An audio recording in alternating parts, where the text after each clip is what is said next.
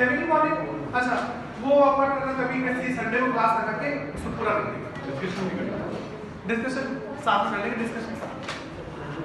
Back bonding जो है वो एक स्पेशल बॉन्डिंग है, एक अलग तरह की बॉन्डिंग है जो सब में नहीं होती। कुछ स्पेसिफिक एग्जांपल्स हैं, स्टैंडर्ड इलस्ट्रेशन है, उनके लिए वो होती है, ठीक है। वो इलस्ट्रेशन हमें देखना है और एग्जाम में वो इलस्ट्रेशन डायरेक्ट पूछे जाएंगे, डायरेक्ट। जो आज मैं आपको 10 इलस्ट्रेशन बताऊंगा ना बैक बॉन्डिंग के, तो वो 10 इलस्ट्रेशन डायरेक्ट पूछे जाएंगे, ठीक है। उसमें कोई दूसरा नया सवाल कोई घुमा फिरा के बनने वाला नहीं, डायरेक्ट जो हम आज की पढ़ने वाले ना उस पे डायरेक्ट सवाल बनाएंगे। तो बैक बॉन्डिंग क्या है, तो अपन एग्जांपल्स लेते हैं और एग्जांपल से बैक बॉन्डिंग समझते हैं, ठीक है। एक काम करो तो सबसे पीछे ये सेकंड नंबर स्विच है ना उसको बंद कर दो, ये एग्जॉस्ट का है, स्टार्टिंग से सेकंड नंबर। चलो बैक बॉन्डिंग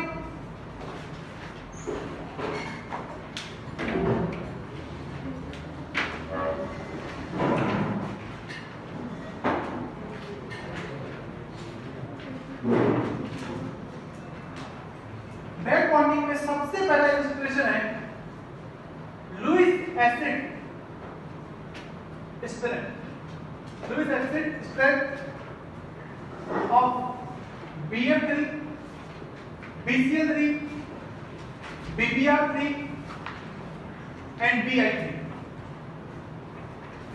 अगर अपन यहाँ पे BF3, BCl3, BBr3, BI3 में अगर लुईस एसिड की अगर स्ट्रेंथ की बात करें, इन चारों में से सबसे बढ़िया लुईस एसिड कौन है? आप बताओ, आप किसको कहोगे सबसे बढ़िया लुईस एसिड?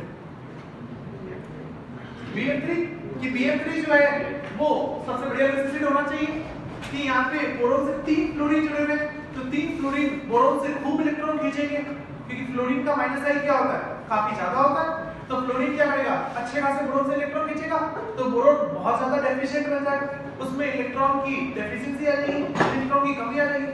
और आप जितने ज्यादा इलेक्ट्रॉन डेफिशिएंट होंगे तो फिर आप लोन पेयर लेने में उतने ज्यादा इंटरेस्टेड होंगे, आप किसी का लोन पेयर बड़े आसानी से ले लोगे। और अगर आपने किसी का लोन पेयर बड़े आसानी से ले लिया तो आप क्या बन जाओगे, अच्छे लुईस एसिड बन जाओगे, ठीक है।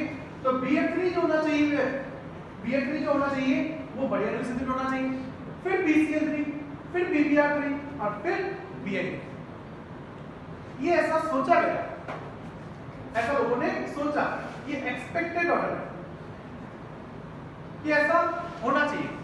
लेकिन जब बना एक्सपेरिमेंट किए गए और एक्सपेरिमेंटली जब बना एसिडिटी का ऑर्डर निकाला गया, तो उस समय एक्चुअल ऑर्डर क्या मिला, बिल्कुल इसका अपोजिट, बिल्कुल इसका अपोजिट, कि BF3 जो है वो बढ़िया लुईस एसिड नहीं है, बल्कि BF3 जो है वो सबसे बेकार लुईस एसिड है इन चारों में।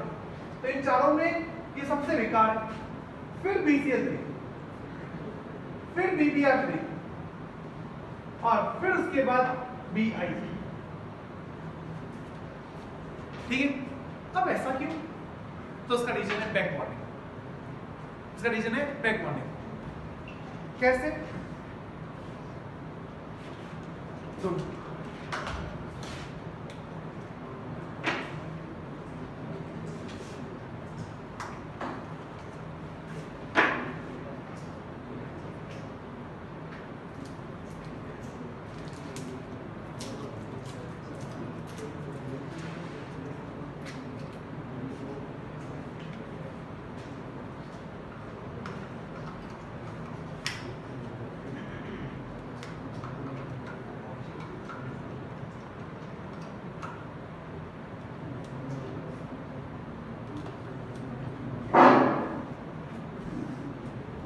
इसका रीजन है बैक बॉन्डिंग कि BF3 जो होना चाहिए वो बढ़िया लुईस एसिड होना चाहिए, लेकिन ये तो बेकार एसिड निकल रहा है, ये तो सबसे वीक एसिड निकल रहा है, ऐसा क्यों? तो बैक बॉन्डिंग एक्चुअल में क्या है, BF3 में अगर बात की जाए तो बोरोन से ना 3 फ्लोरीन जुड़े हैं, तो यहाँ पे 3 फ्लोरीन खूब इलेक्ट्रॉन खींचेंगे, कि फ्लोरीन की इलेक्ट्रोनेगेटिविटी क्या होती है, बहुत ज्यादा होती है। तो यहाँ पे तीनों फ्लोरीन खूब इलेक्ट्रॉन खींचेंगे, खूब इलेक्ट्रॉन खींचेंगे, खूब इस बोरोन से इलेक्ट्रॉन खींच के उसको डेफिशिएंट बनाएंगे, लेकिन इसको वापस लोन पेयर देंगे कि माना कि यहाँ पे फ्लोरीन खूब इलेक्ट्रॉन खींचेगा, लेकिन बाद में लोन पेयर देगा भी, इलेक्ट्रॉन देगा भी। कैसे? बैक बॉन्डिंग के थ्रू। वो कैसे कि भाई अगर अपन बात करें यहाँ पे बोरोन के 3 बॉन्ड बने हुए, तो फिर तो बोरोन के पास क्या होगा? एम्प्टी ऑर्बिटल होगा। ठीक है, कि इसके पास तो एम्प्टी ऑर्बिटल होगा, और आपसे 3 फ्लोरीन जुड़े हुए हैं, और फ्लोरीन के पास क्या है? Lone pair. ठीक है, फ्लोरीन के पास लोन पेयर, लोन पेयर। तो फ्लोरीन एक बार पहले इलेक्ट्रॉन खींचता है, ठीक है, खूब इलेक्ट्रॉन खींचेगा, लेकिन बाद में देगा भी, क्योंकि फ्लोरीन के पास है लोन पेयर, इसके पास है एम्प्टी ऑर्बिटल। तो फ्लोरीन क्या करता है? अपना लोन पेयर इसके एम्प्टी ऑर्बिटल में डोनेट कर देता है, अपने इलेक्ट्रॉन इसके एम्प्टी ऑर्बिटल में दे देता है। ठीक है, तो एक बार इसने इलेक्ट्रॉन खींचे, बाद में अपने लोन पेयर दे भी रहा है, बाद में इलेक्ट्रॉन दे भी रहा है, और जब ये बाद में अपने इलेक्ट्रॉन देगा ना, तो उससे जो बॉन्ड बनता है उस बॉन्ड को हम कहते हैं बैक बॉन्ड, उस बॉन्डिंग को हम कहते हैं बैक बॉन्ड। ठीक है, तो जब फ्लोरीन जब बैक बॉन्डिंग करेगा ना, तो बैक बॉन्डिंग से वापस उसको इलेक्ट्रॉन दे देगा, और बहुत अच्छे से इलेक्ट्रॉन देगा। तो इस कारण से बोरोन यहाँ पे इतना डेफिशिएंट नहीं रह पाता, तो इसकी फिर एसिडिटी क्या हो जाती है? कम हो जाती है। अब आपको लगेगा कि सर ऐसा काम तो फिर BCl3 में भी हो जाएगा, कि BCl3 में भी तो क्लोरीन है, उसके पास लोन पेयर है। कि BCl3 में अगर बात की जाए तो यहाँ पे बोरोन से 3 क्लोरीन जुड़े हुए, ठीक है, तो यहाँ पे 3 क्लोरीन पहले इलेक्ट्रॉन खींचेंगे। ठीक है, तो माना ये 3 क्लोरीन इलेक्ट्रॉन खींचेंगे, लेकिन क्लोरीन के पास लोन पेयर है, तो ये बात में लोन पेयर दे भी तो देगा कि बोरोन के पास एम्प्टी ऑर्बिटल और क्लोरीन के पास लोन पेयर, तो ये अपने लोन पेयर इसको दे देगा। एक बार ये लोन पेयर देगा, तो एक बार ये क्लोरीन अपने लोन पेयर देगा, तो एक बार ये क्लोरीन लोन पेयर देगा। ठीक है, तो यहाँ पे तो ऐसा काम होगा, यहाँ पे तो इलेक्ट्रॉन मिलेंगे, लेकिन यहाँ पे जो इलेक्ट्रॉन मिलेंगे ना, इतने एफिशिएंटली नहीं मिलेंगे, इतने अच्छे नहीं मिलेंगे। क्यों? क्योंकि यहाँ पे जो बैक बॉन्डिंग होगी ना, वो किसके बीच में होगी? 2p और 3p के बीच में होगी। और यहाँ पे जो बैक बॉन्डिंग हो रही थी ना, वो किसके बीच में हो रही थी? 2p 2p के बीच में बैक बॉन्डिंग हो रही थी। इसके पास जो खाली ऑर्बिटल है वो 2p वाला, इसके पास जो लोन पेयर है वो 2p में, तो यहाँ पे जो बैक बॉन्डिंग होगी वो सेम ऑर्बिटल के बीच में होगी, 2p 2p के बीच में होगी। तो दोनों की साइज सेम है, दोनों छोटे ऑर्बिटल है, इक्वल साइज के हैं, तो यहाँ पे ओवरलैपिंग क्या होगी? ज्यादा अच्छी होगी, यहाँ पे ओवरलैपिंग ज्यादा एफिशिएंट होगी। तो फिर यहाँ पे जो बैक बॉन्डिंग से इलेक्ट्रॉन मिलेंगे वो खूब मिलेंगे। लेकिन यहाँ पे बात की जाए कि क्लोरीन इलेक्ट्रॉन देगा सही, लेकिन इतने अच्छी तरीके से दे नहीं पाएगा, क्योंकि आपका लोन पेयर है 3p ऑर्बिटल में, और 3p ऑर्बिटल काफी बड़ा होता है 2p के मुकाबले, तो फिर 3p 2p ओवरलैपिंग यहाँ पे इतनी एफिशिएंट नहीं होगी, तो इतनी इफेक्टिव ओवरलैपिंग नहीं होगी, तो फिर ये इलेक्ट्रॉन बोरोन को अच्छी तरीके से मिलेंगे नहीं, तो फाइनली यहाँ पे बोरोन क्या हो जाता है? डेफिशिएंट हो जाता है। तो इस कारण से BCl3 की एसिडिटी क्या हो जाती है? BF3 से ज्यादा हो जाती है। ओके, तो यहाँ पे 2p 2p ओवरलैपिंग है, और 2p 2p ओवरलैपिंग में आप जानते हो ज्यादा एफिशिएंट है। यहाँ पे 2p 3p ओवरलैपिंग है, और BBr3 में भी बात की जाए तो वहां पे तो ओवरलैपिंग और भी कम होगी। यहाँ पे अगर बात की जाए तो यहाँ पे ओवरलैपिंग और भी कम होगी, कि भाई देखो कि पहले ब्रोमीन इलेक्ट्रॉन खींचेगा, तो तीनों ब्रोमीन पहले इलेक्ट्रॉन खींचेंगे। ठीक है, अब आप कहोगे सर ब्रोमीन के पास लोन पेयर भी तो है ना, तो ये वापस लोन पेयर देगा भी तो सही। हाँ, ये लोन पेयर देगा, लेकिन इतनी अच्छी तरीके से नहीं दे पाएगा, क्योंकि यहाँ पे बोरोन के पास एम्प्टी ऑर्बिटल है 2p ऑर्बिटल, और इसका लोन पेयर है किसमें? 4p, तो इसका लोन पेयर तो 4p है। ठीक है, तो इसका ऑर्बिटल तो काफी बड़ा, और 2p ऑर्बिटल काफी छोटा है, तो फिर यहाँ पे जो बैक बॉन्डिंग होगी वो इतनी एफिशिएंट नहीं होगी। ठीक है, आप इतनी अच्छी तरीके से बैक बॉन्डिंग नहीं कर पाओगे।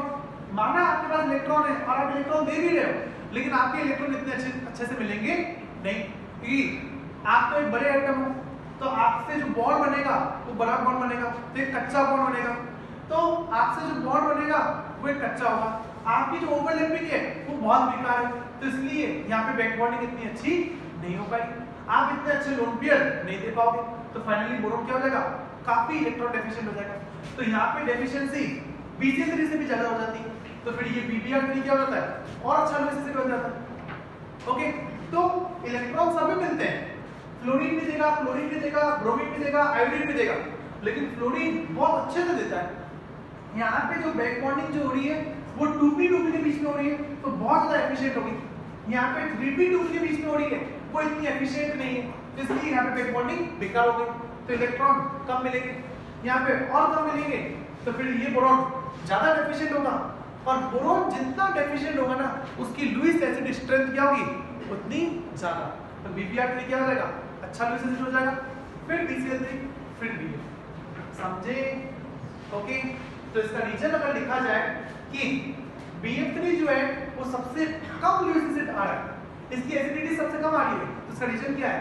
तो इसका रीजन है p-pi back bonding, p-pi back bonding, कि फ्लोरीन क्या करता है अपने p ऑर्बिटल वाले इलेक्ट्रॉन बोरोन के p ऑर्बिटल में क्या करता है, दे रहा है, तो आप अपने p के इलेक्ट्रॉन बोरोन के p में दे रहे हो तो उससे यहाँ पे बैक बॉन्डिंग हो रही है, तो उस बैक बॉन्डिंग होने से इसको इलेक्ट्रॉन मिल जाएंगे, तो ये इलेक्ट्रॉन रिच हो चुका है, अब ये इलेक्ट्रॉन लेने में इंटरेस्टेड नहीं है।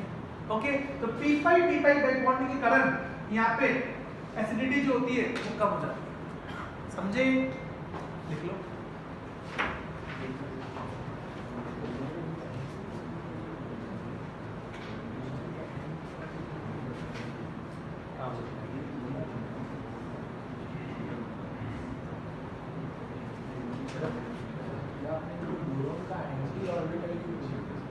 बोरॉन का नहीं, ऐसा नहीं कहा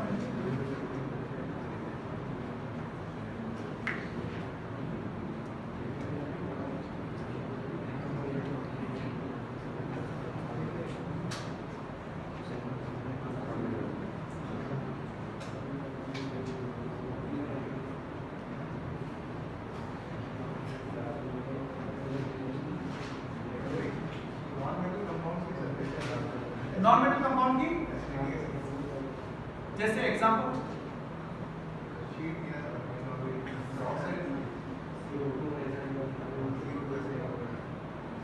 अगर नॉन मेटल ऑक्साइड में अगर एसिडिटी चेक करनी है तो जितने ज्यादा नॉन मेटल करेक्टेड होंगे एसिडिटी उतनी ज्यादा होगी। पहचान रूल चाहे तो लगा सकते हैं,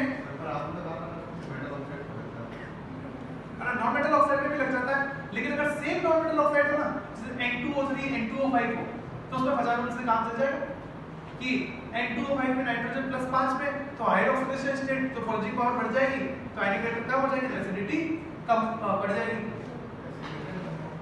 अगर डिफरेंट नॉन मेटल ऑक्साइड हो गया, जैसे एक CO2 है, SiO2 है, अब यहाँ पे चेक कैसे करें? अब यहाँ पे तो कार्बन और सिलिकॉन दोनों ही +4 में, तो फिर कैसे चेक करें? तो सिंपल सा फंडा, नॉन मेटलिक कैरेक्टर देख लो, जितना ज्यादा नॉन मेटलिक होगा एसिडिटी उतनी ज्यादा।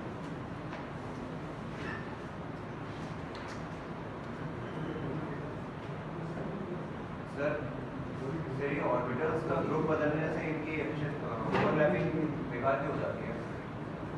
ऑर्बिटल मतलब कि साइज ही करो कि फ्लोरीन जो है वो सेकंड पीरियड का है, तो उसके लोड के 2p ऑर्बिटल में, तो 2p ऑर्बिटल में लोड के ने, और आप दे भी किसके रहे हो? बोरोन को दे रहे हो, और बोरोन के भी 2p में दे रहे हो, तो यहाँ पे ओवरलैपिंग जो हो रही है 2p के बीच में हो रही है, तो जो बहुत अच्छी से होगी क्योंकि दोनों की साइज बराबर है, तो यहाँ पे ओवरलैपिंग एफिशिएंट होगी, तो इलेक्ट्रॉन बहुत अच्छे से मिलेंगे।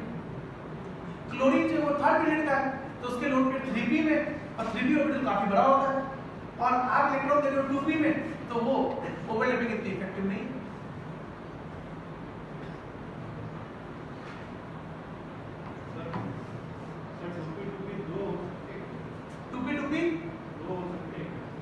दो हो सकते मतलब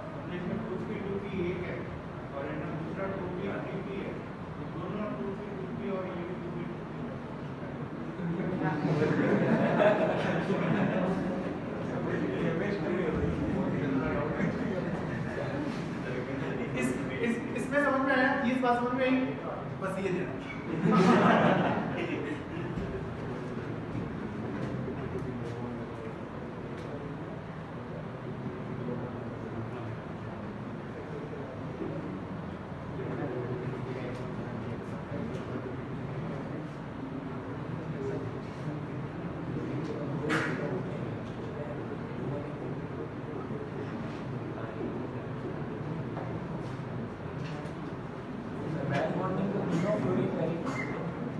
बैक बॉन्डिंग तीनों फ्लोरिंग करेंगे। यहाँ पे जो बैक बॉन्डिंग होगी ना वो एक एक करके तीनों फ्लोरीन करेंगे। एक बार ये फ्लोरीन अपने लोन पेयर देगा, एक बार ये फ्लोरीन अपने लोन पेयर देगा, एक बार ये फ्लोरीन अपने लोन पेयर देगा। तो तीनों फ्लोरीन से बैक बॉन्डिंग होगी और तीनों फ्लोरीन सेम तरह की बैक बॉन्डिंग करेंगे, 2p2p वाली ओवरलैपिंग करेंगे। तो यहाँ पे इलेक्ट्रॉन खूब बढ़ जाएगा इसके पास तो मनमान इलेक्ट्रॉन आ गए। तो बोरोन तो देखा मेरे पास खूब इलेक्ट्रॉन है, तो मुझे कोई दूसरे इलेक्ट्रॉन की जरूरत नहीं है, दूसरे लोगों की जरूरत नहीं है, इसलिए किसी का लोन पेयर लेने में इतना इंटरेस्टेड नहीं होगा, तो इसकी एसिडिटी काफी कम हो जाएगी। समझे? बोरोन के पास खाली ऑर्बिटल इसके पास एक ही है, दो भी नहीं, एक ही है। वो एक ही खाली ऑर्बिटल सबके साथ बैक बॉन्डिंग करेगा, इसके साथ भी करेगा, एक बार इसके साथ, एक बार इसके साथ, एक बार इसके साथ, रेजोनेंस की तरह एक बार शिफ्टिंग यहां से मिलेगी, एक बार शिफ्टिंग यहां से होगी, एक बार शिफ्टिंग यहां से होगी।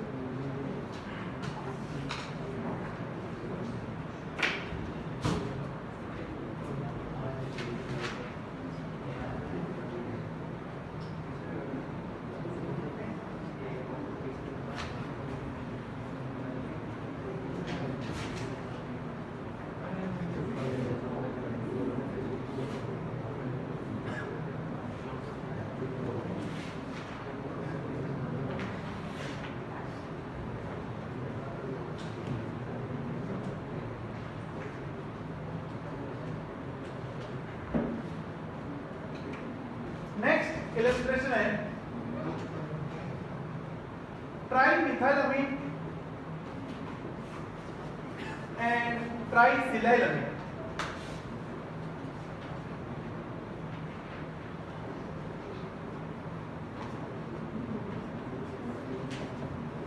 ट्राइमिथाइलअमीन, ट्राइसिलाइलअमीन, इनमें अगर ना अपन देखें अच्छा लुईस बेस कौन है, इन दोनों में से अच्छा लुईस बेस कौन सा है? इसको तो हम ट्राइमिथाइलअमीन कहते हैं, ये तो आप जानते ही हो, और इसको कहते हैं ट्राइसिलाइलअमीन। ऐसा ही एसिड को कहा जाता है सिलाइन। इन दोनों में से अच्छा लुईस बेस कौन सा है? अब लोन पेयर तो दोनों के पास है, यहाँ पे भी नाइट्रोजन के पास लोन पेयर है, यहाँ पे भी नाइट्रोजन के पास लोन पेयर है, लेकिन अगर लुईस बेस की अगर बात करें ना तो इन दोनों में से अच्छा लुईस बेस ये है। अब ये क्यों नहीं है? इसके पास भी तो लोन पेयर है, ये भी तो अपने लोन पेयर किसी को दे सकता है। मानना इसके पास लोन पेयर है, लेकिन इसका लोन पेयर फ्री नहीं है, इसका लोन पेयर बैक बॉन्डिंग कर रहा है। यहाँ पे ट्राइसिलाइलअमीन में नाइट्रोजन से सिलिकॉन जुड़ा हुआ है, तो यहाँ पे नाइट्रोजन से सिलिकॉन के एटम जुड़े हुए, और सिलिकॉन जो होता है वो थर्ड पीरियड का होता है, और जो थर्ड पीरियड के जो एलिमेंट होते हैं ना उनके पास एम्प्टी 3d ऑर्बिटल होता है, इनके पास खाली 3d ऑर्बिटल है। तो ये जो सिलिकॉन के जो एटम्स हैं उनके पास क्या है? खाली 3d ऑर्बिटल है, ठीक है। तो यहाँ पे नाइट्रोजन क्या करता है कि ये जो नाइट्रोजन है इसके पास जो लोन पेयर है वो क्या करेगा? अपने लोन पेयर की खाली d ऑर्बिटल में देगा, एक बार लोन पेयर इसमें देगा, एक बार लोन पेयर इसको देगा, एक बार लोन पेयर इसको देगा। तो आपके पास जो लोन पेयर है वो फ्री नहीं है, आपका लोन पेयर तो बैक बॉन्डिंग कर रहा है। इसका जो लोन पेयर है वो एक बार इसके पास जाएगा, एक बार इसके साथ बैक बॉन्डिंग करेगा, एक बार ये लोन पेयर इसके साथ बैक बॉन्डिंग करेगा, एक बार लोन पेयर इसके साथ बैक बॉन्डिंग करेगा। तो यहाँ पे तो लोन पेयर फैल रहा है, बट रहा है, कभी इधर कभी इधर कभी इधर, आप में तो बैक बॉन्डिंग हो रही है, तो बैक बॉन्डिंग से तो लोन पेयर बढ़ता जा रहा है, तो बढ़ता जा रहा है, तो वो तो फ्री तो है नहीं, तो फ्री नहीं है, तो फिर आप किसी को दूसरे को इलेक्ट्रॉन देने में इतने इंटरेस्टेड नहीं होंगे, ये दूसरे को लोन पेयर देने में इतना इच्छुक नहीं होगा, तो इसलिए इसकी लुईस बेस की स्ट्रेंथ जो होगी वो क्या हो जाएगी? कम हो जाएगी। लेकिन अगर अपन बात करें ट्राइमिथाइलअमीन में, यहाँ पे ये अपना लोन पेयर किसी को बड़े आसानी से दे देगा, मजे में दे देगा, क्योंकि यहाँ पे अगर देखा जाए इसका लोन पेयर तो बिल्कुल फ्री है, इसका लोन पेयर किसी के साथ बैक बॉन्डिंग नहीं कर रहा है। यहाँ पे नाइट्रोजन से कार्बन जुड़े हुए और कार्बन के पास कोई एम्प्टी ऑर्बिटल नहीं होता, तो यहाँ पे कार्बन के पास कोई एम्प्टी ऑर्बिटल है नहीं, तो यहाँ पे बैक बॉन्डिंग की कोई चॉइस ही नहीं है, तो यहाँ पे बैक बॉन्डिंग की कोई चॉइस ही नहीं है, कोई रास्ता ही नहीं है, तो इसका लोन पेयर बिल्कुल फ्री बैठा है। तो बड़े आसानी से कोई अगर आएगा तो ये अपना लोन पेयर उसको डोनेट कर देगा, ठीक है। तो ट्राइमिथाइलअमीन जो होता है वो अच्छा लुईस बेस होता है एज कंपेयर टू ट्राइसिलाइलअमीन, ठीक है। तो क्यों? क्योंकि ट्राइसिलाइलअमीन में चलती है बैक बॉन्डिंग, और वो बैक बॉन्डिंग कौन सी है? वो बैक बॉन्डिंग है p-pi d-pi बैक बॉन्डिंग। यहाँ पे बैक बॉन्डिंग कौन सी है? p-pi d-pi back bonding. ये जो नाइट्रोजन है वो अपने p ऑर्बिटल वाले लोन पेयर किसको दे रहा है? सिलिकॉन के d ऑर्बिटल में दे रहा है। तो यहाँ पे p से इलेक्ट्रॉन जा रहे हैं d में, तो p से इलेक्ट्रॉन d में जा रहे हैं, तो बैक बॉन्डिंग कैसे हो जाएगी? p पाई d पाई बैक बॉन्डिंग। ओके, और पाई क्यों बोला? क्योंकि जब ये बैक बॉन्डिंग होगी ना, जब आप अपना लोन पेयर इसके d में दोगे तो यहाँ पे पाई बॉन्ड बनेगा, तो यहाँ पे पाई बॉन्ड का फॉर्मेशन होगा, इसे नाम हो दिया p पाई d पाई बैक बॉन्ड। समझे? लिख लो।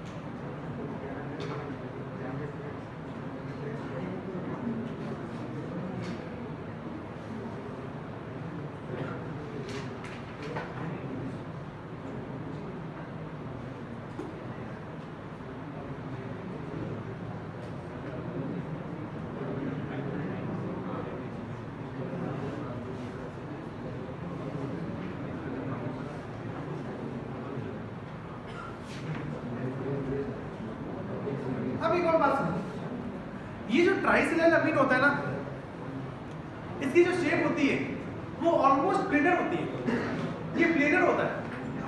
ऐसे आपने ना केमिकल बॉन्डिंग में पढ़ा है कि अगर कहीं पे किसी मॉलिक्यूल में अगर एक लोन पेयर है और 3 बॉन्ड पेयर है तो उसकी शेप क्या होती है? पिरामिडल शेप होती है। लेकिन अगर अपन ना ट्राइसिलाइल अमीन की बात करें ना, ये पिरामिडल नहीं होता है, ये ऑलमोस्ट प्लेनर होता है, ये ऑलमोस्ट प्लेनर है। और ये अगर बात करें ट्राइमिथाइल अमीन की बात करें तो ये पिरामिडल है, इसकी शेप पिरामिडल होती है, लेकिन ये पिरामिडल नहीं है। अब ऐसा क्यों? यहाँ पे भी तो लोन पेयर है, 3 बॉन्ड पेयर है, तो पिरामिडल होना चाहिए, लेकिन ये पिरामिडल नहीं होता।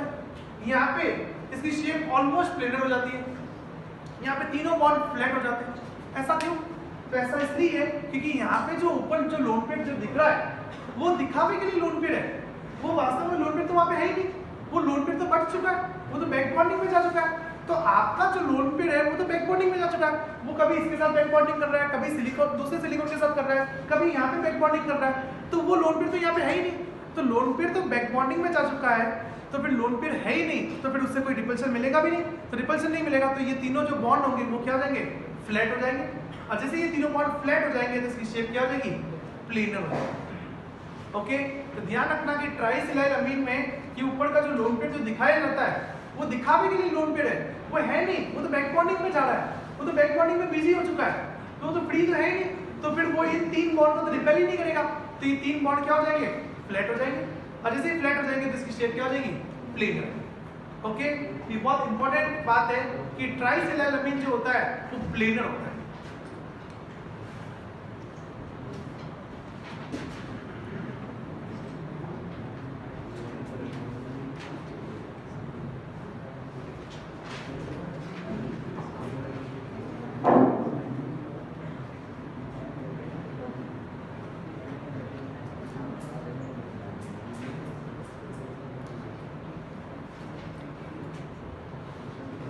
आईआईटी में वो इंटीजर टाइप वाले सवाल आते हैं ना कि जैसे खूब ढेर सारे मॉलिक्यूल दे देते हैं और पूछ लेते हैं कि इसमें से कितने मॉलिक्यूल प्लेनर है, तो आईआईटी वाले क्या करेंगे?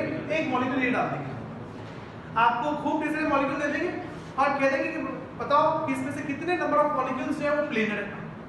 तो ज्यादातर मॉलिक्यूल्स को आप पता लगा दोगे, कि आप हाइब्रिडाइजेशन निकाल दोगे कि अगर sp2 आ रही है या sp आ रही है या dsp2 आ रही है तो वो क्या होंगे, प्लेनर होंगे, ठीक है। लेकिन ये आप सोच नहीं सकते, ये आपको पहले से पता होना चाहिए कि ट्राइसिलाइल अमीन देखते ही होना चाहिए क्या होता है, प्लेनर होता है, क्योंकि इसके अंदर क्या होती है, बैक बॉन्डिंग होती है। इसका लोन पेयर तो बैक बॉन्डिंग में जा चुका है, तो बैक बॉन्डिंग में जा चुका है तो फिर तो इसके ऊपर तो लोन पेयर है ही नहीं, तो फिर लोन पेयर वाला रिपल्शन मिलेगा ही नहीं, तो तीनों बॉन्ड क्या हो जाएंगे, फैल जाएंगे, वो फ्लैट हो जाएंगे, तो शेप क्या हो जाएगी, प्लेनर। ओके, तो ये क्लिक होना चाहिए।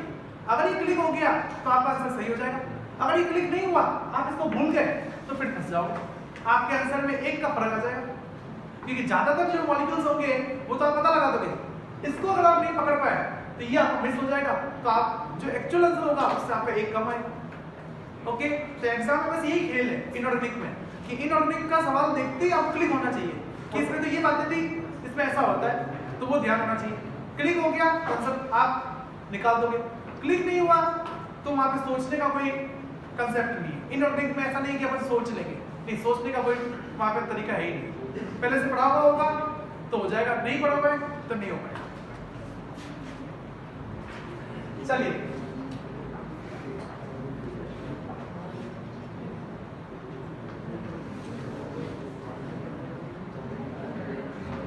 अब जैसे देखो एक और एग्जांपल कि जैसे आपके पास डाइमिथाइल ईथर है और एक आपके पास डाइसिलाइल ईथर है,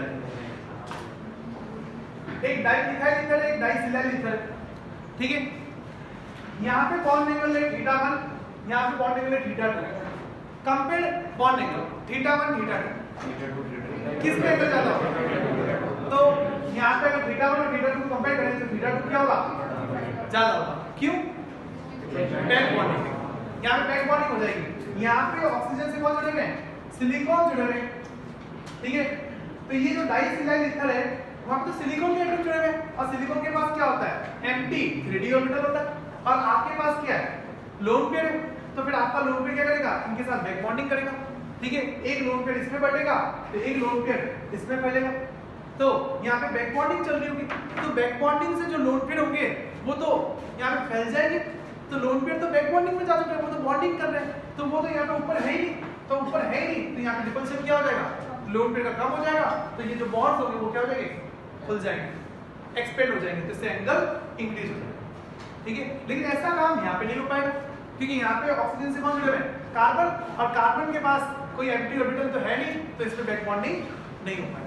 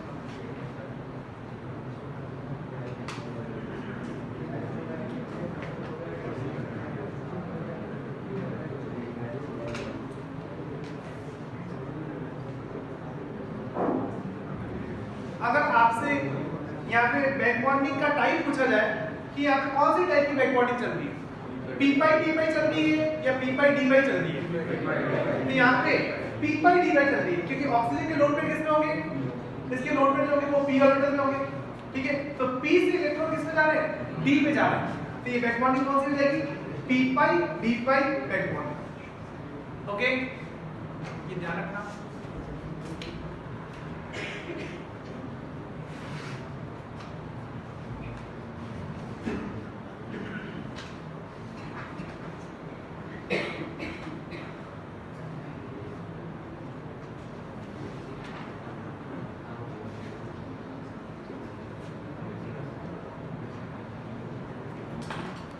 अगला एग्जांपल है CH3NCS और FeS3NCS।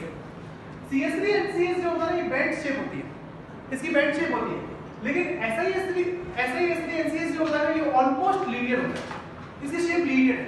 तो ऐसा क्यों? तो इसका भी रीजन बैक बॉन्डिंग है। कैसे? यहां पे अगर अपन CSD_NCS का स्ट्रक्चर बनाए तो इसका स्ट्रक्चर होता है ऐसा, और SiSD_NCS की बात करें तो उसका भी स्ट्रक्चर ऐसा ही होगा।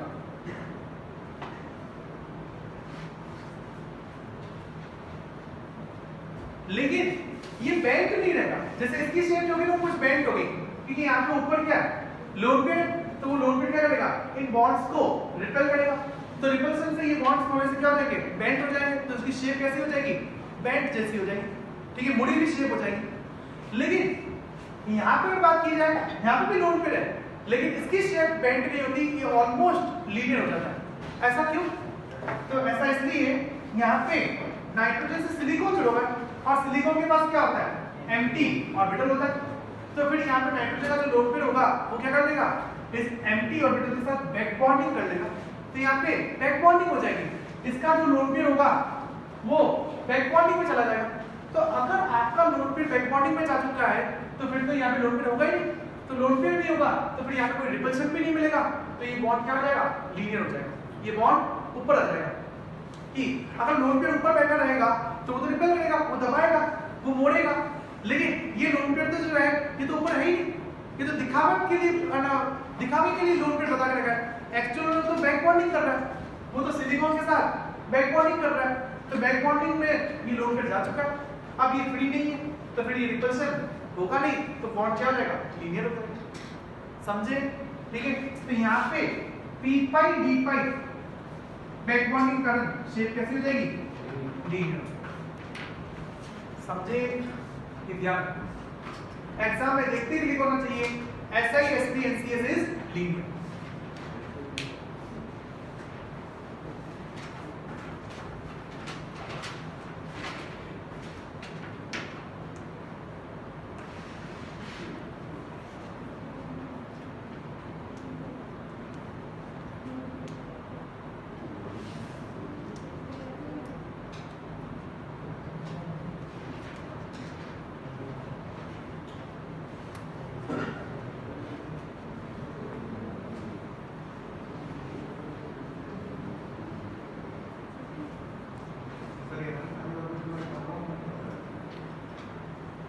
क्या कह रहे हो?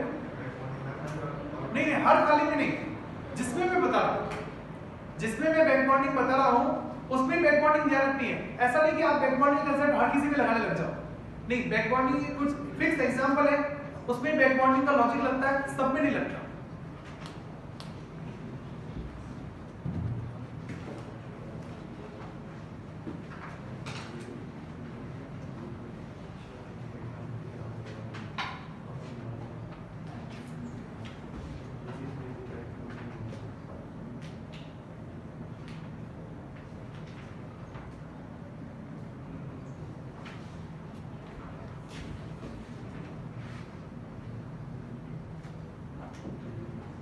अगला एग्जांपल है CHCl3 और CHF3, इसमें से मोर एसिडिक कौन सा है? अगर यहाँ पे इन दोनों की अगर एसिडिटी कंपेयर की जाए, किसका हाइड्रोजन ज्यादा एसिडिक है, CHCl3 का या CHF3 का?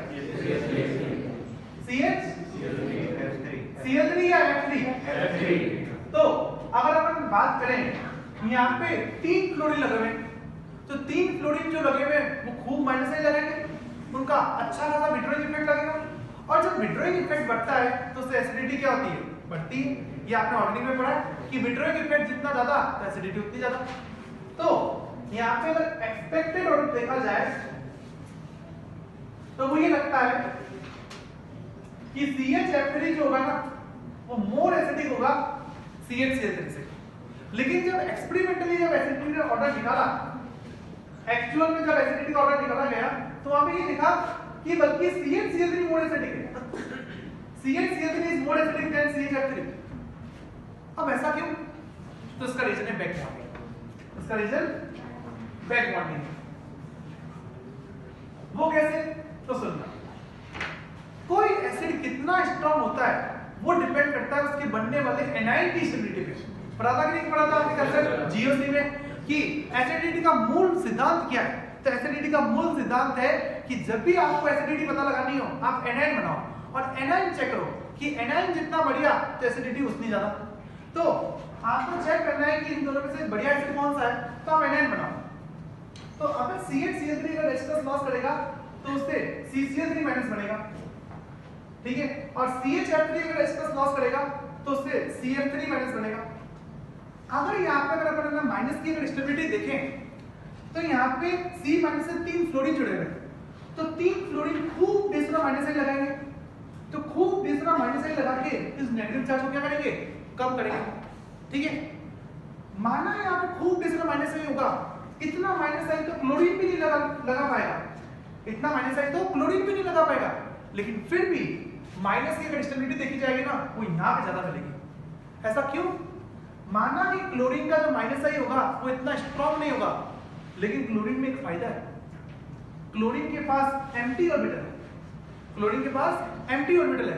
क्लोरीन जो है वो थर्ड ग्रेड का एलिमेंट है, तो इसके पास एम्प्टी 3d ऑर्बिटल, तो इसके पास तो एम्प्टी 3d ऑर्बिटल है, तो फिर ये माइनस क्या कर सकता है, ये माइनस यहाँ पे बैक बॉन्डिंग कर सकता है कि ये जो C- होगा वो तो क्या करेगा, अपने आप को स्टेबलाइज करने के लिए, अपने माइनस को अच्छा बनाने के लिए वो तो अपने माइनस के इलेक्ट्रॉन क्लोरीन को दे देगा, कि क्लोरीन को कहेगा कि तुम्हारे पास तो 3d ऑर्बिटल पड़े, खाली 3d ऑर्बिटल पड़े, तो एक ये क्लोरीन, एक ये क्लोरीन, एक ये क्लोरीन, तो एक बार ये माइनस इस क्लोरीन को मिल जाएगा, एक बार इस क्लोरीन को मिल जाएगा, एक बार इस क्लोरीन को मिल जाएगा। तो यहाँ पे जो माइनस तो क्या हो रहा है, डीलोकलाइज हो रहा है, यहाँ पे जो माइनस है वो डीलोकलाइज हो रहा है रेजोनेंस की तरह। एक बार ये माइनस इधर आएगा, एक बार ये माइनस इसके एम्प्टी ऑर्बिटल में जाएगा, एक बार माइनस इसके पास आएगा,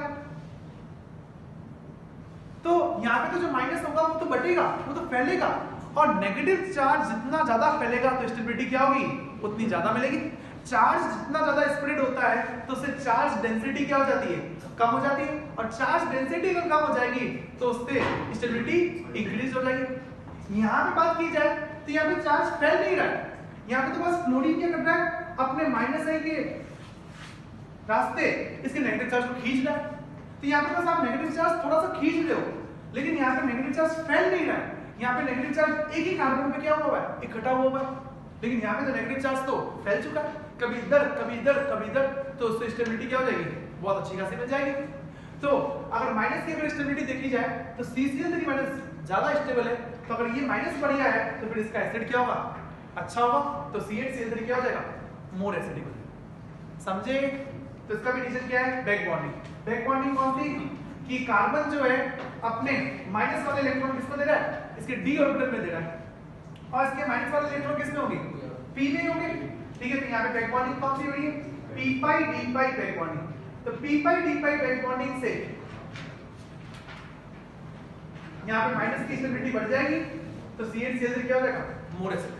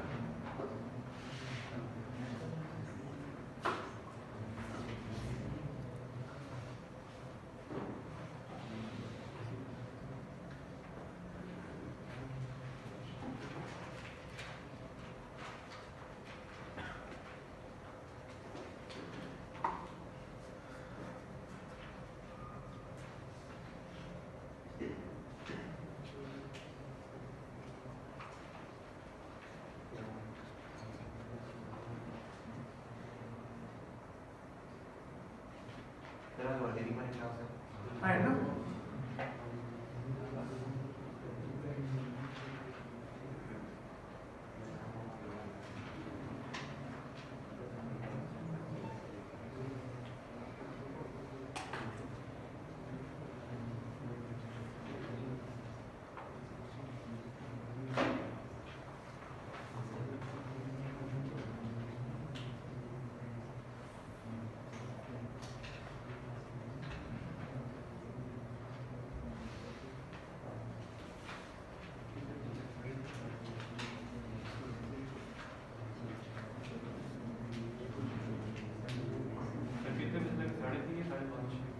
वो पता नहीं।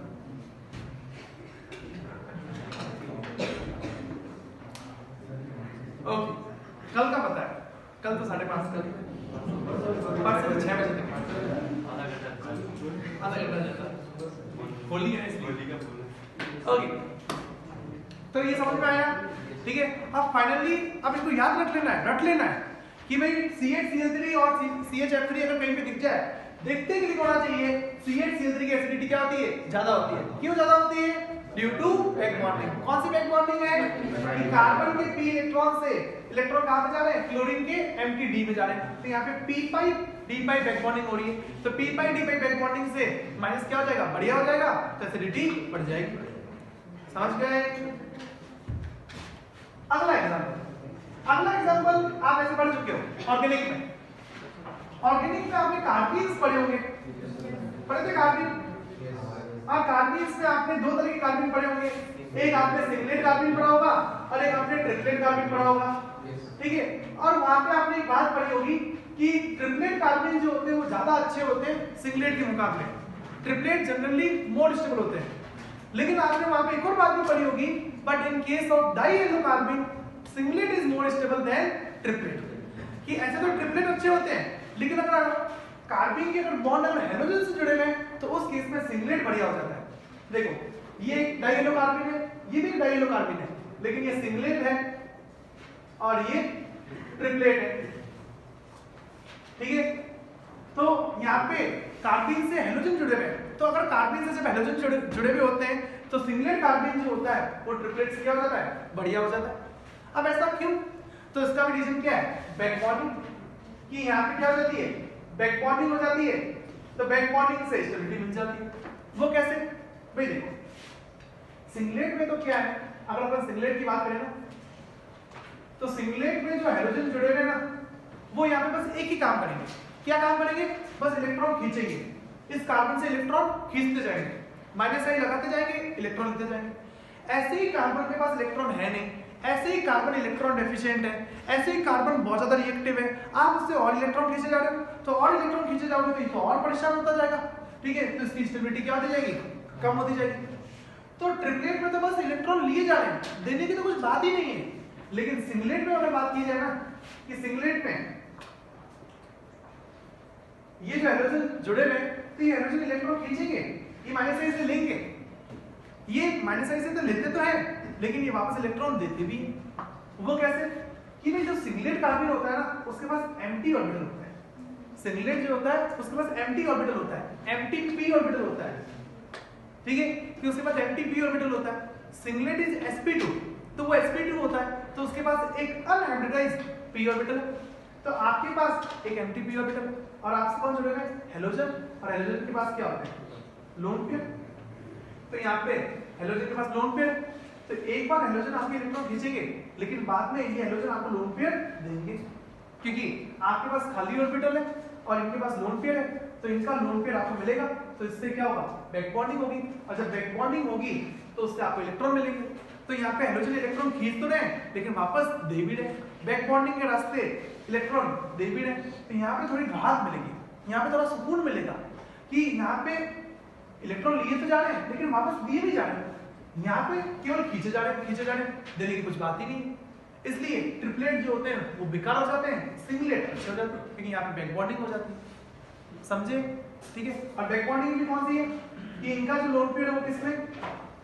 इनका जो लोन पेयर है वो किसमें? p ऑर्बिटल में। तो यहाँ पे हेलोजन के पास जो लोन पेयर है वो p ऑर्बिटल में, ठीक है। और ये लोन पेयर जा किस में रहा है? कार्बन के p में जा रहा है। तो एक p से इलेक्ट्रॉन जा रहे हैं दूसरे p में, तो यहाँ पे कौन सी बैक बॉन्डिंग हो रही है? p5 बैक बॉन्डिंग होगी। तो p5 बैक बॉन्डिंग के कारण सिंगलेट क्या हो जाते हैं? बढ़िया हो जाते हैं ट्रिपलेट्स। ओके। जैसे आपसे एग्जाम में पूछा जाए कि आपके पास एक CF2 है, आपको दो CF2 दे दिया, एक ये CF2 एक ये CF2 है, बताओ कौन सा बढ़िया है? फर्स्ट या सेकंड? तो देखते ही होना चाहिए फर्स्ट तो क्या है? Singlet, and singlet are more stable. जैसे आपको दे दिया CCl2, दो CCl2 दे दिए, एक CCl2 में डॉट पास पास होता है और दूसरे CCl2 में डॉट दूर दूर पता है, तो बताओ कौन सा बढ़िया है? तो देखते हैं होना चाहिए कि फर्स्ट क्या होगा, बढ़िया होगा, क्योंकि ये तो सिंगलेट है। तो यहाँ पे तो क्या होगी, बैक बॉन्डिंग होगी, तो बैक बॉन्डिंग से इलेक्ट्रॉन मिल जाएंगे, तो ये अच्छा बन जाएगा। समझे? ठीक है। अब ये बात तो जैसे सिंगलेट और ट्रिपलेट में अगर कंपैरिजन करना है कि सिंगलेट बढ़िया होंगे या ट्रिपलेट, तो सिंगलेट अच्छे होंगे, क्योंकि सिंगलेट में क्या हो रही है, बैक बॉन्डिंग हो रही है, वहां पे इलेक्ट्रॉन मिल रहे हैं, तो सुकून मिल जाएगा, राहत मिल जाएगी, तो ये थोड़े अच्छे हो जाएंगे। लेकिन मान लीजिए कि आपको सारे सिंगलेट ही दे दिए, सभी सिंगलेट दे दिए, CF2, CCl2, CBr2 और CI2, सभी सिंगलेट दे दिए, ये भी सिंगलेट, ये भी सिंगलेट, ये भी सिंगलेट। अब इसमें बताओ, अब यहाँ पे सबसे बढ़िया कौन होगा? अब बैक बॉन्डिंग तो इसमें भी होगी, इसमें भी होगी, इसमें भी होगी, इसमें भी होगी, क्योंकि सभी सिंगलेट है, ठीक है, और सभी हाइड्रोजन के पास लोन पेयर होते हैं, तो सभी बैक बॉन्डिंग करेंगे। तो अब स्टेबिलिटी किसकी ज्यादा होगी? तो यहाँ पे सबसे बढ़िया स्टेबिलिटी किसकी होगी? CF2 की होगी। क्यों? बैक बॉन्डिंग सब में होगी, लेकिन सब में बैक बॉन्डिंग एक जैसी नहीं होगी। यहाँ पे बैक बॉन्डिंग जो होगी सबसे बढ़िया होगी, क्योंकि क्लोरीन का लोन पेयर किसमें होता है? 2p में, तो यहाँ पे ओवरलैपिंग किसके बीच में होगी? 2p के बीच में होगी। यहाँ पे ओवरलैपिंग 2p 3p के बीच में होगी, यहाँ पे ओवरलैपिंग 2p 4p के बीच में होगी, और यहाँ पे ओवरलैपिंग 2p 5p के बीच में होगी। तो यहाँ पे ओवरलैपिंग जो हो रही है वो सेम साइज के ऑर्बिटल पे हो रही है, तो ये बैक बॉन्डिंग क्या होगी? बहुत बढ़िया, तो स्टेबिलिटी ज्यादा मिल जाएगी। यहाँ पे स्टेबिलिटी थोड़ी कम, यहाँ पे और कम, यहाँ पे और कम। समझे? लिख लो।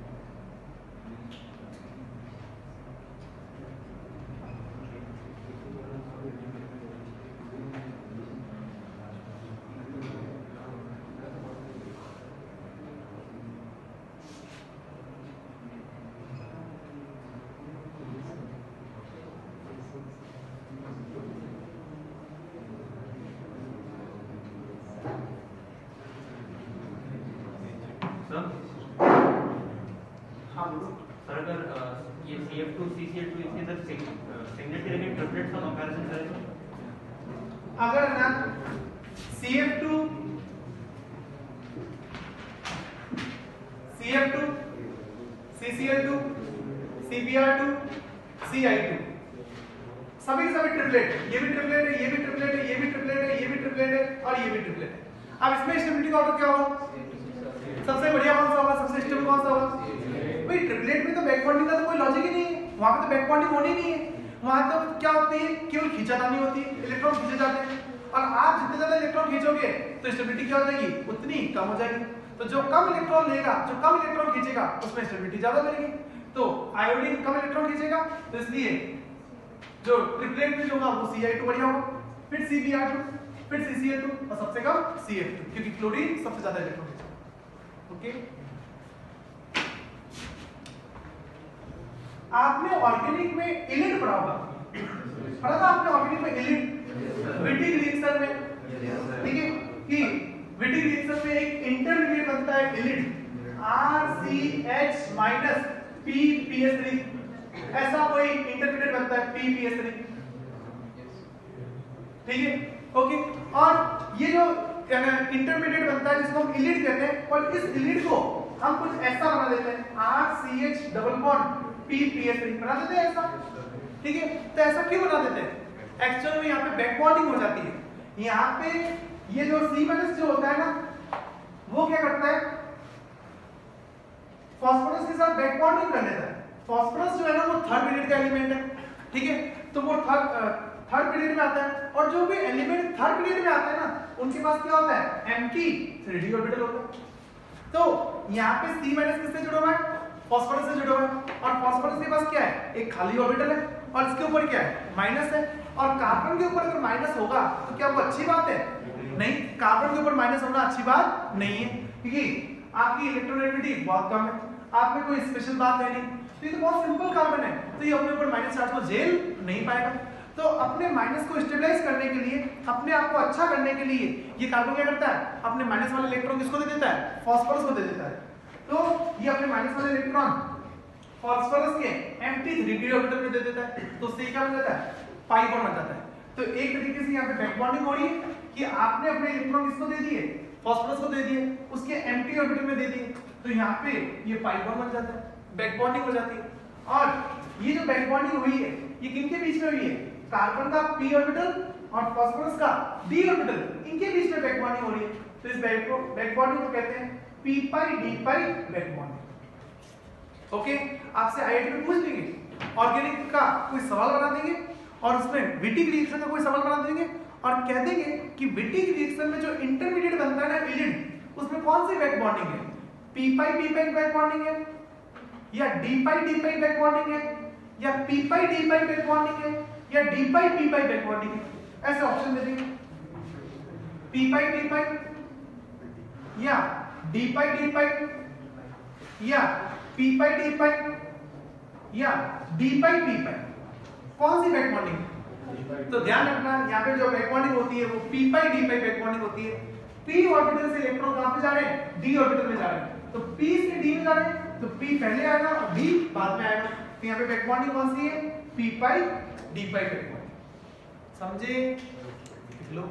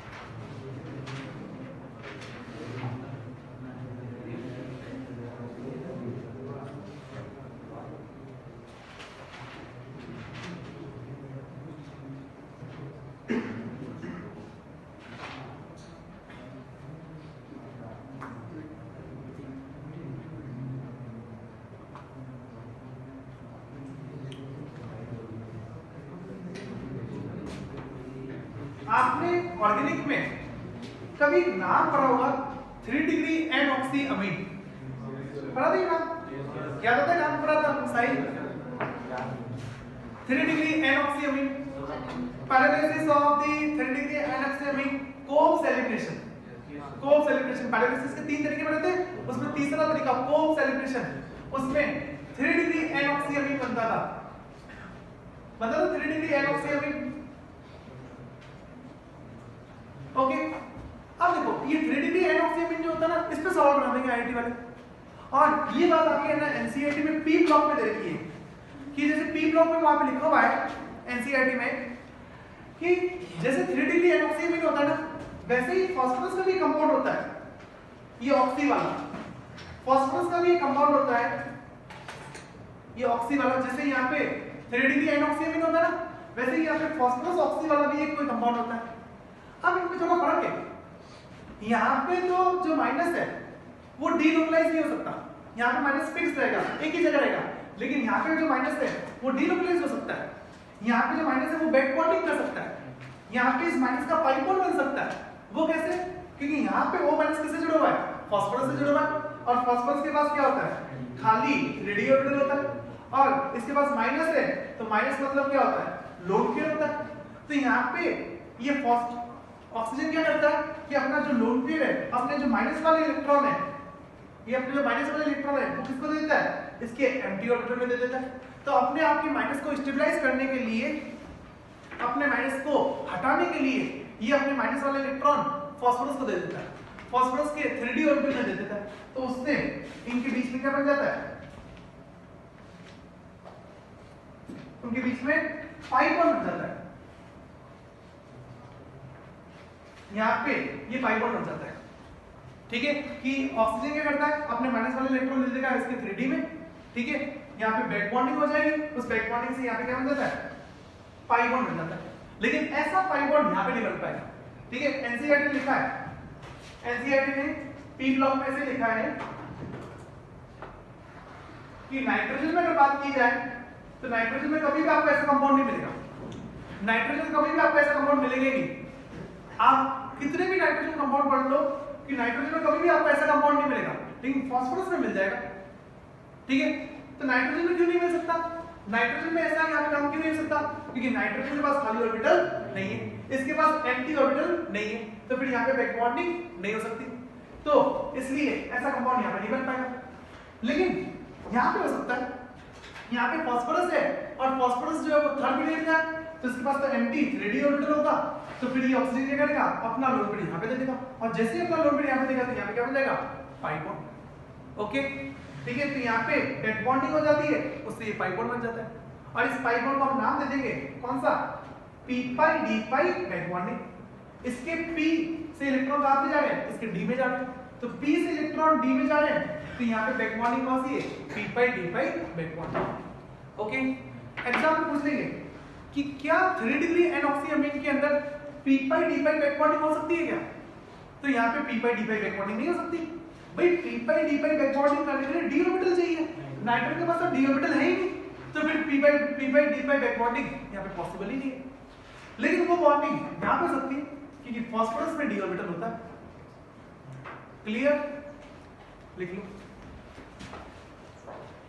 इस सवाल को, ऐसे लिख लो कि फास्फोरस का ये कंपाउंड एग्जिस्ट करता है, लेकिन नाइट्रोजन का ऐसा कंपाउंड एग्जिस्ट नहीं करता है, ठीक है। नाइट्रोजन इस फॉर्म में एग्जिस्ट नहीं करेगा, नाइट्रोजन का जो एग्जिस्टेंस होगा वो ऐसा होगा, लेकिन फास्फोरस का ऐसा होगा, क्योंकि फास्फोरस में क्या हो जाएगी?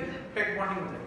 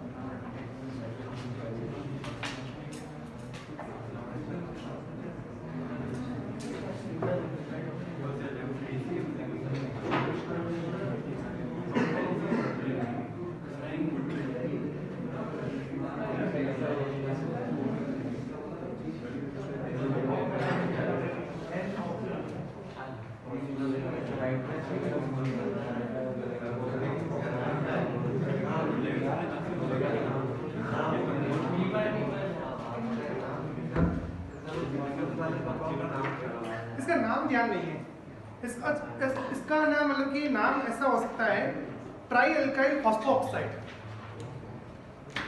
Try alkyl फॉस्फोऑक्साइड।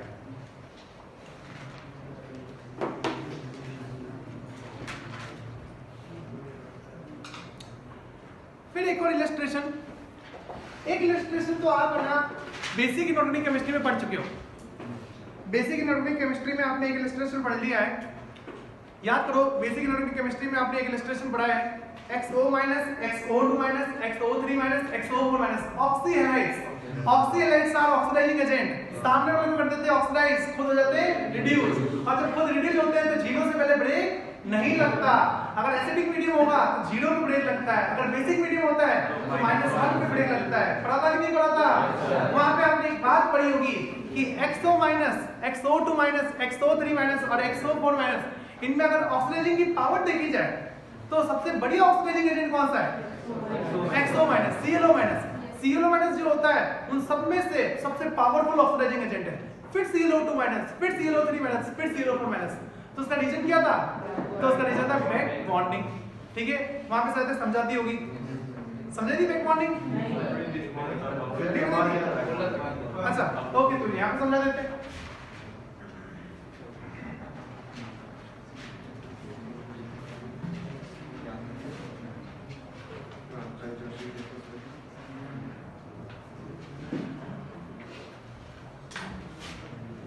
ClO minus, ClO2 minus, ClO3 minus और ClO4 माइनस, इनकी अगर बात की जाए, इनकी अगर ऑक्सीडाइजिंग पावर की बात की जाए तो ऑक्सीडाइजिंग जो पावर होती है वो सबसे ज्यादा होती है ClO माइनस में, फिर ClO2 माइनस, फिर ClO3 माइनस और सबसे कम ClO4 माइनस। अब ऐसा क्यों? तो इसका रीजन बैक बॉन्डिंग है। यहाँ पे बैक बॉन्डिंग का लॉजिक है। वो कैसे कि भाई यहाँ पे ऐसे देखो कि जैसे ये ClO4 माइनस है, अपन दो एग्जांपल लेके चलते हैं, एक ClO माइनस और एक ClO4 माइनस। ठीक है, अब यहाँ पे क्लोरीन, सभी जने ध्यान देना, अभी लिखना मत, ध्यान दो, ये थोड़ा कॉम्प्लिकेटेड है। ClO माइनस की अगर अपन बात करें, यहाँ पे क्लोरीन की ऑक्सीडेशन स्टेट क्या है? +1 और ऑक्सीजन की ऑक्सीडेशन स्टेट क्या है? -2। जब ना पॉजिटिव ऑक्सीडेशन स्टेट आती है तो उससे शेल की एनर्जी जो होती है ना वो कम हो जाती है। ठीक है, अगर आपके ना पॉजिटिव ऑक्सीडेशन स्टेट आ रही है, इसका मतलब कि आपने इलेक्ट्रॉन लॉस कर दिए, और जैसे ही आप इलेक्ट्रॉन लॉस करोगे तो आपके एनर्जी लेवल्स क्या हो जाएंगे? डाउन हो जाएंगे, आपके लेवल्स की एनर्जी कम हो जाएगी, क्योंकि आपके पास इलेक्ट्रॉन था इसलिए आपकी एनर्जी बढ़ी हुई थी। लेकिन जैसे इलेक्ट्रॉन जाएंगे तो आपकी शेल की एनर्जी क्या हो जाएगी? कम हो जाएगी। ठीक है, तो जैसे ही इलेक्ट्रॉन लॉस होते हैं, इलेक्ट्रॉन निकलते हैं तो एनर्जी क्या हो जाती है? कम हो जाती है। और जब इलेक्ट्रॉन आते हैं तो एनर्जी क्या हो जाती है? बढ़ जाती है। ओके, अब देखो क्लोरीन जो है, क्लोरीन जो है वो थर्ड पीरियड का एलिमेंट है। तो थर्ड शेल की जो एनर्जी होती है वो क्या होती है? सेकंड शेल से ज्यादा होती है। ठीक है, तो क्लोरीन जो है वो थर्ड शेल का है। ठीक है, वो थर्ड पीरियड का है। ठीक है, तो थर्ड शेल की जो एनर्जी होती है वो सेकंड शेल से क्या होती है? ज्यादा होती है। तो क्लोरीन थर्ड पीरियड का है, ऑक्सीजन सेकंड पीरियड का है। तो यहाँ पे जो इलेक्ट्रॉन होंगे वो किस में होंगे? थर्ड शेल में होंगे। यहाँ पे जो इलेक्ट्रॉन होंगे वो किस में होंगे? सेकंड शेल में होंगे। लेकिन आपने तो अपने इलेक्ट्रॉन क्या कर दिए? लॉस कर दिए। तो आप जैसे अपने इलेक्ट्रॉन लॉस करोगे तो आपके लेवल्स की एनर्जी क्या हो जाएगी? कम हो जाएगी। ठीक है, और आपने इलेक्ट्रॉन गेन करे तो आपकी एनर्जी क्या हो जाएगी? बढ़ जाएगी। तो ऑक्सीजन क्या कर रहा है कि उसके इलेक्ट्रॉन को गेन कर रहा है। ठीक है, तो उसके इलेक्ट्रॉन को गेन करके तो -2 में गया। तो आपने क्लोरीन के इलेक्ट्रॉन लिए तो ये तो आप -2 में गए, तो फिर आप में इलेक्ट्रॉन आ रहे हैं तो आपके शेल के जो इलेक्ट्रॉन आएंगे तो आपकी एनर्जी क्या हो जाएगी? बढ़ जाएगी। और क्लोरीन इलेक्ट्रॉन लॉस कर दिया तो उसकी एनर्जी क्या हो जाएगी? कम हो जाएगी। तो उसके लेवल थोड़े नीचे आ जाते हैं और ऑक्सीजन के ऊपर चले जाते हैं। ओके, अब यहाँ पे देखो ClO4 माइनस, ClO4 माइनस में क्लोरीन किसमें? +7। ठीक है, यहाँ पे क्लोरीन +7 में जा चुका है, इसने 7 इलेक्ट्रॉन लॉस कर दिए। तो यहाँ पे तो फिर जो एनर्जी होगी वो काफी कम हो जाएगी। कि पहले अगर अपन बात करें क्लोरीन एटम और ये oxygen atom, chlorine third shell का और ऑक्सीजन सेकंड शेल का, ठीक है। अब जब ये कंपाउंड बनेगा तो क्लोरीन तो 7 इलेक्ट्रॉन लॉस करेगा, तो जब आप 7 इलेक्ट्रॉन लॉस करोगे तो आपकी एनर्जी क्या हो जाएगी, काफी कम हो जाएगी, आपके लेवल्स काफी नीचे आ जाएंगे। तो आपका जो थर्ड शेल था उसमें 1 इलेक्ट्रॉन गया तो एनर्जी कम हुई, दूसरा गया तो और कम हुई, तीसरा गया और कम हुई, चौथा गया और एनर्जी कम हुई, पांचवा गया और कम हो गई, छठा गया और कम हो गई, सातवां गया और कम हो जाएगी। तो यहाँ पे तो एनर्जी काफी कम हो जाती है। जैसे क्लोरीन अगर +7 में जाएगा तो उसके जो लेवल्स होंगे, उसके जो वैलेंस शेल होंगे, उसका जो लास्ट शेल होता है उसकी एनर्जी काफी कम हो जाती है। और ऑक्सीजन क्या करता है, इलेक्ट्रॉन गेन करता है, तो अगर वो इलेक्ट्रॉन गेन करेगा तो उसकी एनर्जी क्या हो जाएगी, बढ़ जाएगी। तो ये पहले से भी कहां चला जाएगा, ऊपर चला जाएगा, ठीक है। तो ये जो लेवल है ये बॉन्डिंग से पहले, ये लेवल बॉन्डिंग से पहले, ठीक है। ये सिंपल क्लोरीन एटम, ये सिंपल ऑक्सीजन एटम, ठीक है। अब ये लेवल कब के, जब यहाँ पे क्या बन चुका है, एनायन बन चुका है, आपने इलेक्ट्रॉन गेन कर लिए और इसने इलेक्ट्रॉन लॉस कर दिए, ठीक है। अब देखो यहाँ पे ना ऑक्सीजन के जो लेवल्स है वो काफी ऊपर है। ऑक्सीजन की बात की जाए, उनकी इलेक्ट्रॉन की एनर्जी क्या है, काफी ज्यादा है। तो आपके जो इलेक्ट्रॉन है उनकी एनर्जी काफी ज्यादा है, तो इलेक्ट्रॉन जितना हाई एनर्जी स्टेट में रहेंगे तो वो क्या होंगे, अनस्टेबल होंगे, क्योंकि इलेक्ट्रॉन की जितनी ज्यादा एनर्जी होती है तो इलेक्ट्रॉन क्या होते हैं, उतने अनस्टेबल होते हैं। तो यहाँ पे ऑक्सीजन के जो इलेक्ट्रॉन है उनकी एनर्जी बहुत ज्यादा है, तो ये इलेक्ट्रॉन अपनी एनर्जी कम करने के लिए, अपना फायदा करने के लिए ये इलेक्ट्रॉन क्या करते हैं, जंप कर जाते हैं, और जंप करके कहां पे चले जाते हैं, क्लोरीन के लेवल पे चले जाते हैं।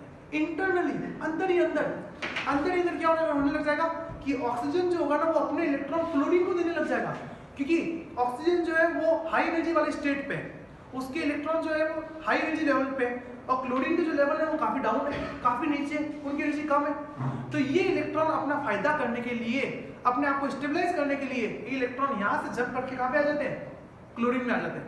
यहाँ पे अंदर ही अंदर इलेक्ट्रॉन क्या कर लेते हैं, एक जगह से, एक लेवल से दूसरे लेवल में ट्रांसफर हो जाते हैं। कि ऑक्सीजन के इलेक्ट्रॉन निकल के कहाँ पे आ जाएंगे, क्लोरीन के पास आ जाएंगे, ऑक्सीजन अपने इलेक्ट्रॉन क्लोरीन को दे देगा। तो जब आप अपने इलेक्ट्रॉन क्लोरीन को दोगे तो वहां पे तो बॉन्ड बनेगा। जब आप अपने इलेक्ट्रॉन किसी को देते हो तो उससे क्या होता है, बॉन्ड बनता है, तो यहाँ पे तो बॉन्ड बनेगा।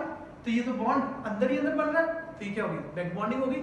पहले से आपके जो कुछ बॉन्ड तो पहले से बने हुए थे, आपके पहले से कुछ बॉन्ड बने हुए थे, अब आप अंदर ही अंदर इलेक्ट्रॉन और ट्रांसफर कर रहे हो तो उससे बॉन्ड और बनेंगे, तो उस बॉन्ड को हम क्या कहते हैं, बैक बॉन्डिंग।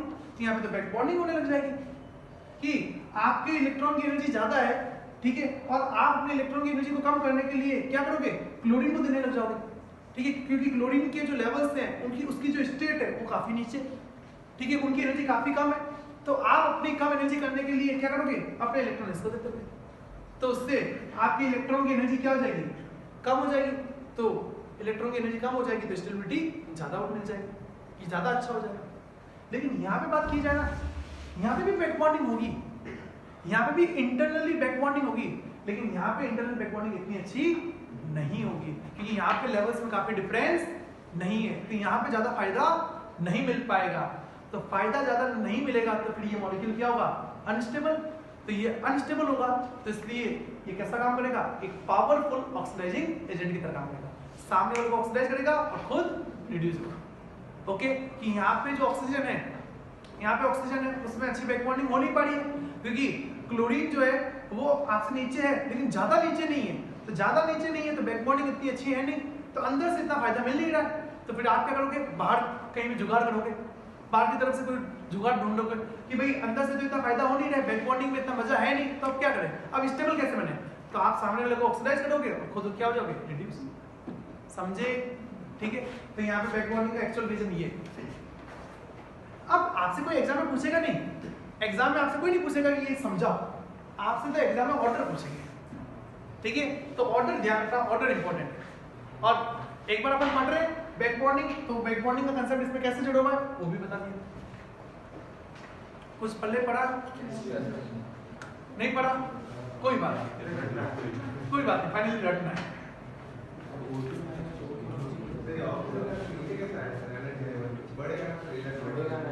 कौन सा, अच्छा वो अलग अलग है, अच्छा आप इसे कंपेयर करते हो, वो जगह यहाँ पे थी नहीं, तो मैं यहाँ पे बताता ना कि क्लोरीन का काफी नीचे बताता और ऑक्सीजन का उससे ऊपर ही बताता। ऐसे देख लो ना, एक काम करो बीच में बना देते हैं।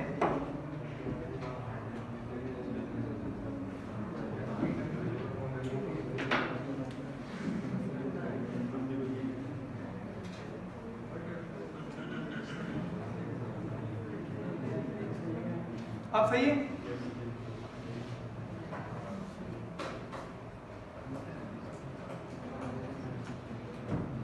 कि क्लोरीन जो है वो इलेक्ट्रॉन लॉस कर रहा है, तो 2 मिनट, क्लोरीन जो है वो इलेक्ट्रॉन लॉस कर रहा है तो उसके लेवल्स की एनर्जी कम हो जाएगी, ऑक्सीजन इलेक्ट्रॉन गेन कर रहा है तो उसकी एनर्जी बढ़ जाएगी।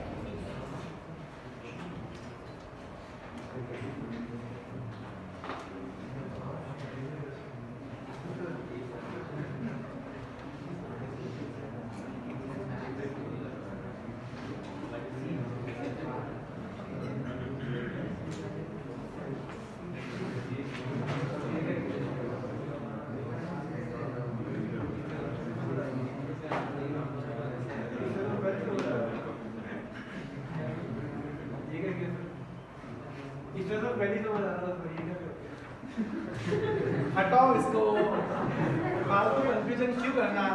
ये समझ में आता है कि ऑक्सीजन ने इलेक्ट्रॉन ले लिए तो उसके लेवल्स की एनर्जी बढ़ जाएगी, उसके इलेक्ट्रॉन के जो लेवल्स होंगे वो ज्यादा ऊपर चले जाएंगे। क्लोरीन ने इलेक्ट्रॉन लॉस कर दिए तो उसके जो शेल की एनर्जी क्या हो जाएगी, कम हो जाएगी। ठीक है,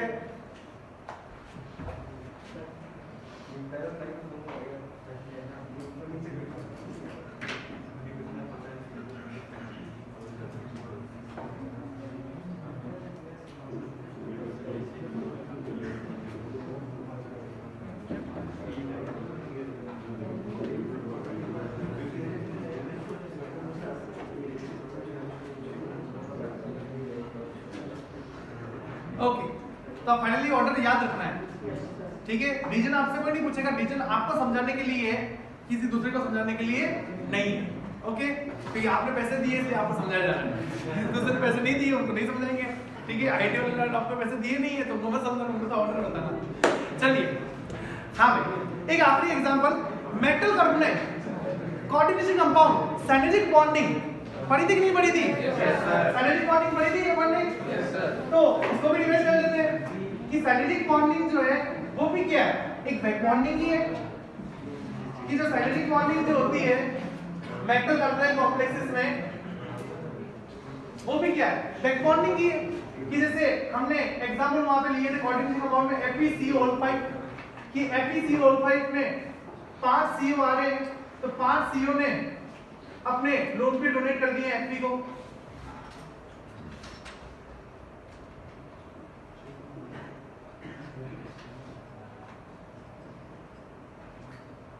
तो 5 CO जो होते हैं वो आएंगे एक साथ और अपने पूरे के पूरे लोन पीरियड किसको दे देंगे, Fe को दे देंगे। तो Fe के पास क्या हो जाएंगे, खूब ढेर सारे इलेक्ट्रॉन हो जाएंगे। तो Fe कहेगा मेरे पास खुद के पास अपने लोन पेयर पड़े और आप अपने इलेक्ट्रॉन दिए जा रहे हो तो मेरे पास खूब ढेर सारे इलेक्ट्रॉन हो जाएंगे। और फाइनली ये कहेगा मैं तो हूं मेटल। अब मेटल की आदत क्या होती है, इलेक्ट्रॉन लॉस करना, इलेक्ट्रॉन देना, और आपने मुझे खूब ढेर सारे इलेक्ट्रॉन दे दिए तो इतने इलेक्ट्रॉन तो मैं नहीं झेल पाऊंगा। तो फिर Fe क्या करेगा, Fe अपने इलेक्ट्रॉन किसको देगा, अपने लोन पेयर किसको देगा, CO को देगा। तो जब वो अपने लोन पेयर CO को देगा तो उसमें क्या होगी, बैक बॉन्डिंग होगी। पढ़ी थी ऐसी बैक बॉन्डिंग, जिसको NCERT ने क्या नाम दिया था, साइनेटिक बॉन्डिंग नाम दिया था। ठीक है, अब सबसे इंपॉर्टेंट बात कि यहाँ पे जो बैक बॉन्डिंग होती है कि Fe जब अपने लोन पेयर इस कार्बन को देता है, CO को देता है, तो ये बैक बॉन्डिंग किसके बीच में होती है, किन ऑर्बिटल्स के बीच में हो रही है। यहाँ पे बैक बॉन्डिंग किन ऑर्बिटल्स के बीच में होती है, तो यहाँ पे बैक बॉन्डिंग होती है D2 pi star, D2 pi star. कि Fe का जो लोन पेयर है वो तो किसमें है, Fe का जो लोन पेयर है वो तो है d ऑर्बिटल में। ठीक है, और CO के पास जो खाली ऑर्बिटल है वो pi स्टार वाला खाली ऑर्बिटल है। ठीक है, तो यहाँ पे जो बैक बॉन्डिंग होती है D2 pi स्टार होती है, इसके लोन पेयर D से इसके pi स्टार में जा रहा है। ठीक है, तो यहाँ पे इलेक्ट्रॉन D से pi स्टार में जाते हैं तो बैक बॉन्डिंग कौन सी है, D2 pi स्टार। ठीक है, ये वाली बैक बॉन्डिंग चलती है। और ये बात बहुत इंपॉर्टेंट है क्योंकि एनसीईआरटी ने उस डायग्राम में ये बात बता के रखी है कि एनसीईआरटी ने जो साइनेटिक बॉन्डिंग का एग्जांपल दिया है वहां पे डायग्राम में स्पष्ट बताया है कि इसका जो लोन पेयर है वो d ऑर्बिटल में, और यहाँ पे जो एम्प्टी ऑर्बिटल है वो pi स्टार वाला ऑर्बिटल है।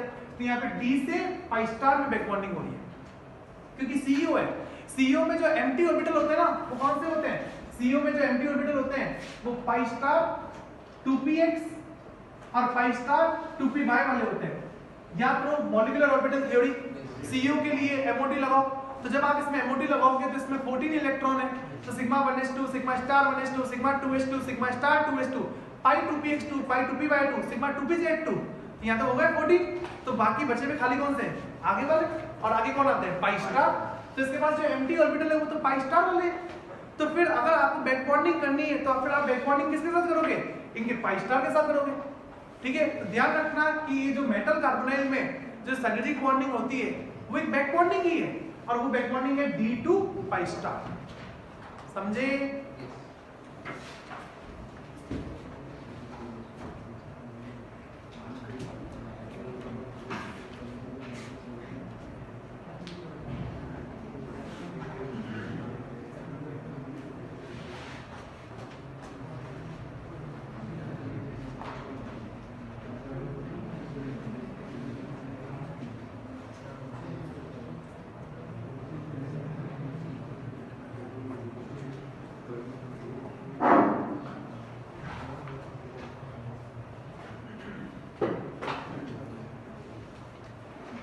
सिनर्जिक बॉन्डिंग पे खूब सवाल बनते हैं। सिनर्जिक बॉन्डिंग पे खूब ढेर सारे सवाल बनते हैं। कौन कौन से? सिनर्जिक बॉन्डिंग पे है ना, बॉन्ड स्ट्रेंथ पे सवाल बन जाते हैं कि जब यहाँ पे सिनर्जिक बॉन्डिंग होगी तो यहाँ पे Fe जब अपना लोड पेट देगा तो यहाँ पे एक नया बॉन्ड बनेगा। तो जब नया बॉन्ड बनेगा तो Fe और कार्बन के बीच की जो बॉन्ड स्ट्रेंथ होगी वो क्या हो जाएगी? इंक्रीज हो जाएगी, ये बॉन्ड मजबूत हो जाएगा। और जब ये लोड पेट यहाँ पे शिफ्ट होता है तो ये पाई इलेक्ट्रॉन किसके ऊपर शिफ्ट हो जाते हैं? O के ऊपर शिफ्ट हो जाते हैं। तो बल्कि ये बॉन्ड स्ट्रेंथ बढ़ती जाती है और कार्बन और ऑक्सीजन के बीच की बॉन्ड स्ट्रेंथ कम होती जाती है।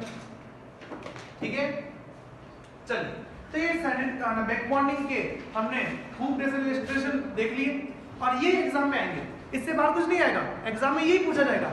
तो आप इनको ही ढंग से एक बार वापस रिवाइज कर लेना। ठीक है, और जब भी एग्जाम देने जाओ उससे पहले इस पेज को पढ़ के जाना। ठीक है, एग्जाम में डायरेक्ट इससे सवाल बनेंगे। तो चलिए, आज के लिए इतना ही, और अब आपकी 1:30 बजे 11 सर की क्लास है, तो आप ब्रेक ले लो।